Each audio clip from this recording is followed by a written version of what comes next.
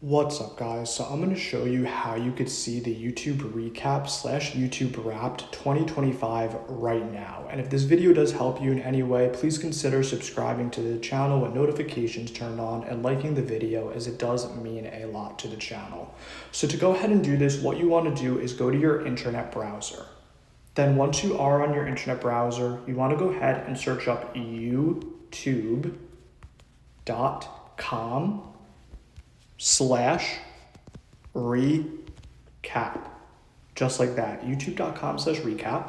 Go ahead and click go, and it'll say looking for your 2025 recap. Recap is available in the YouTube app. All you got to do now, you click open YouTube, and it'll go ahead and play your recap for you as long as you are logged into your YouTube account. You need to be logged into your YouTube account. Once you do that, you can view it. Hope the video, subscribe if you're new, put on notifications. Really hope this video did help you.